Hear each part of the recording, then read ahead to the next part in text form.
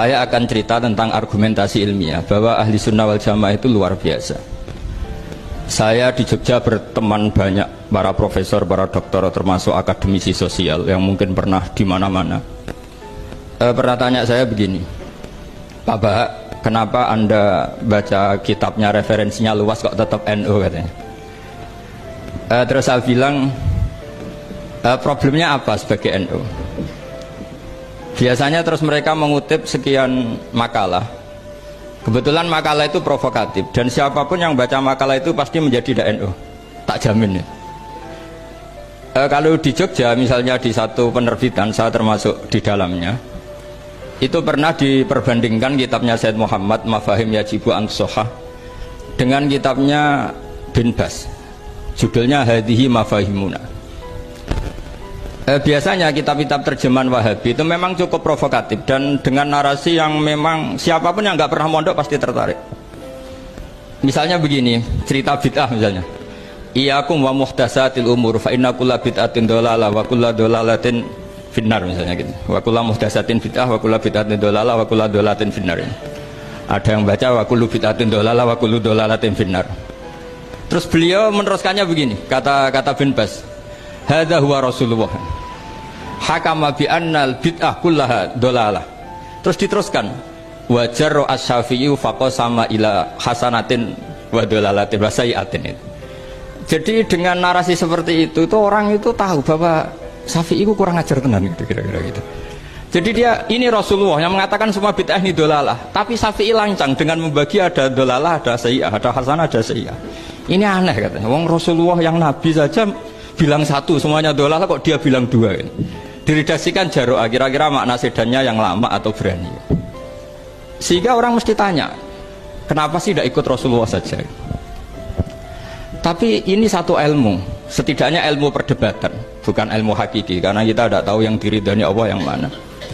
Tapi kemudian Said Muhammad dalam kitab Abwaabul Faros, juga dalam kitab-kitab beliau menyanggah itu dengan mengatakan, jika makna bid'ah adalah yang nggak pernah dilakukan Rasulullah, itu salah besar. Terus beliau cerita sekian hal, termasuk yang diceritakan adalah ada seorang sahabat ketika sholat dengan Rasulullah tidak pakai doa mainstream, yaitu ketika i'tidal sahabat tadi bilang alhamdulillah hamdan katsiran thayyiban mubarakan fih. Setelah itu setelah Nabi habis sholat tanya ayyukumul qail, siapa tadi yang melafadzkan itu? Semua sahabat diam karena takut disalahkan. Tapi apa yang dikatakan Nabi?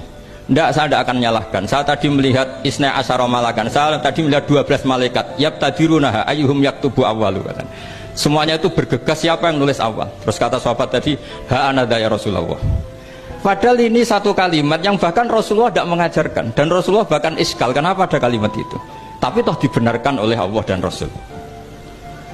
Cerita Said Muhammad kedua adalah ada sahabat setiap ngimami itu main kulhu. Wah, ngimami apa saja main kulhu. Singkat cerita makmumnya itu gerutu, ini orang kok main kulhu terus ini. Setelah dilaporkan ke Rasulullah, ditanya sama Rasulullah, kenapa kamu main kulhu? Ini dilaporkan ke saya. Kata si musolli tadi, imam tadi, li annaha sifatur rahman, karena dalam surat itu semua sifatnya Allah, maka fa'ana uhibbuha, saya senang itu. Apa kata Rasulullah? Saya disuruh bilang Allah ke kamu bahwa Allah mencintai kamu karena kamu mencintai kulhu. Terus keterusan sampai sekarang itu orang-orang NU baca kulhu terus itu, karena sekali baca idza samsu kuwirat mesti keponting gitu.